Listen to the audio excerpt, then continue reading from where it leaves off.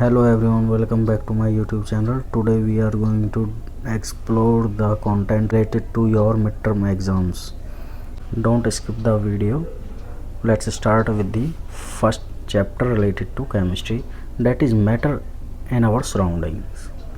इससे related paper में काफ़ी टाइम और बार बार क्वेश्चन पूछे जाते हैं, जैसे कन्वर्जन ऑफ टेम्परेचर का डिग्री सेल्सियस से केल्विन में और केल्विन का डिग्री सेल्सियस से रिलेटेड क्वेश्चन पूछ लिया जाता है। डिफ्यूजन या फिर डिफ्यूजन के एग्जांपल्स भी आपको पूछ लिए जाते हैं। तीसरा है एवोपरेशन और फैक्टर ऑफ एक्टिंग्स। एवोपरेशन मतलब वाष्पीकरण और उनके कारक, उनको प्रभावित करने वाला कारक कौन कौन से हैं। लास्ट है interconversion of states of matter, अवस्थाओं में परिवर्तन होना। इससे related condensation, melting, freezing, sublimation, deposition जैसे टॉपिक्स आते हैं। Now come to the next chapter, that is matter around us pure, क्या हमारे आसपास के पदार्थ शुद्ध हैं।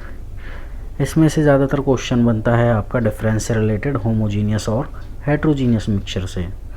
दूसरा है न्यूमेरिकल पूछ लिए जाते हैं इस चैप्टर से, कंसंट्रेशन से रिलेटेड। तीसरा है प्रॉपर्टीज़ ऑफ कंपाउंड्स की प्रॉपर्टीज़ पूछ ली जाती हैं।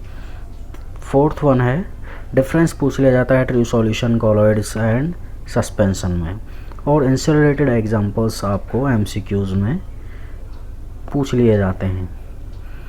Now come to the next chapter, that is motion which is comes from physics. Motion में से आपका डिफरेंस पूछ लिया जाता है डिस्टेंस और डिस्प्लेसमेंट से रिलेटेड, स्पीड और वेलोसिटी से रिलेटेड। और यहाँ से सबसे ज़्यादा न्यूमेरिकल पूछ लिए जाते हैं, क्योंकि इसमें फॉर्मूला बहुत सारे हैं, तो जिसमें से इक्वेशन ऑफ मोशन बहुत ही इम्पोर्टेंट टॉपिक है अकॉर्डिंग टू न्यूमेरिकल से रिलेटेड बहुत ही इम्पोर्टेंट टॉपिक है, तो इसको तो बिल्कुल भी छोड़ना ही नहीं है। आप पुराने पेपर भी उठा के देख लेना, चाहे आपका कोई भाई बंधु 10th क्लास में पढ़ता हो, यदि इन टॉपिक में से नहीं आता है तो आप फिर मेरे से कह सकते हो कि सर नहीं आता है, आपने गलत करवाया है, लेकिन इनमें से आएगा ही आएगा, सिस्टम हिला देंगे पूरा। अगला है ग्राफ, न्यूमेरिकल और आइडेंटिफाई। लास्ट है यूनिफॉर्म सर्कुलर मोशन से भी क्वेश्चन बन जाता है। Now come to the next chapter, that is force and laws of motion. It is also comes from physics.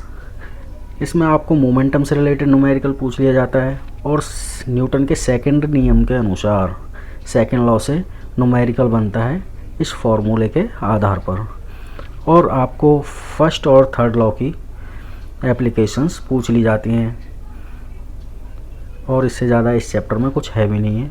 Now come to the next chapter, that is comes from biology, that is the fundamental unit of life. इसमें से आपको discoveries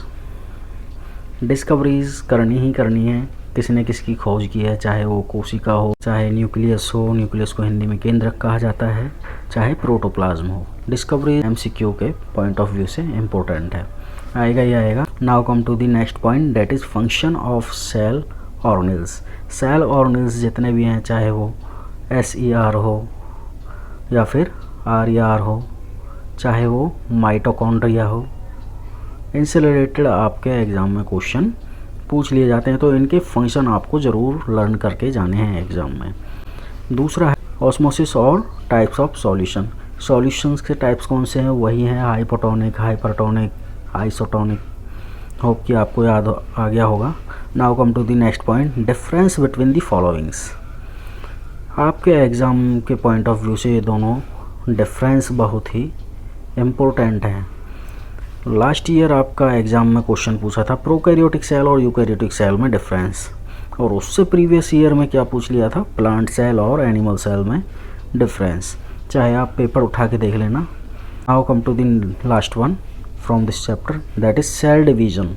cell division में आपको mitosis और meiosis में difference कर लेना है, बस इससे ही आपका काम बहुत बेहतरीन बन जाएगा। आपके नंबर बहुत ही बेहतरीन आने वाले हैं यदि आप इन टॉपिक्स को एग्ज़ाम से पहले कर लेते हो तो। Now come to the next chapter that is tissue comes from biology. इसमें से आपको मेरिस्टेमेटिक टिश्यू करना है, पैरेन्काइमा कोलेनकाइमा स्क्लेरेन्काइमा में अंतर स्पष्ट करना है, जाइलम और फ्लोएम में डिफरेंस बताना है, टेंडन और लिगामेंट्स में भी आपको डिफरेंस बताना है, क्या अंतर होता है, तथा न्यूरॉन से रिलेटेड स्ट्रक्चर आपको पूछा जा सकता है और इसके पार्ट्सों को डिस्क्राइब करना ना भूलें, तथा मस्कुलर टिश्यूज़ के बारे में पूछ लिया जाएगा। Now come to the last chapter that is comes from biology. The chapter name is improvement in food resources.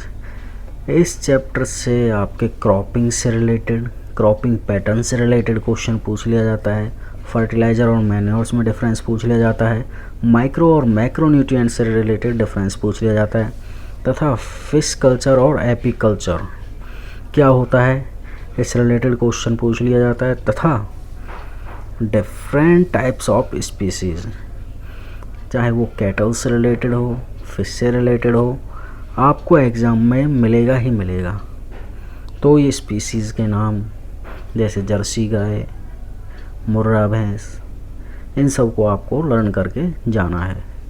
Hope कि आप समझ गए होंगे कि पेपर कहाँ से आएगा, इसीलिए इसका नाम पेपर लीक रखा गया है। इसमें से कहीं भी आपका पेपर छूटेगा नहीं। That is the ending of this video.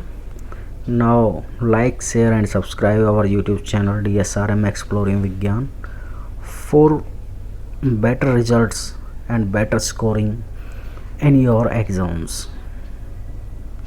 Thanks a lot.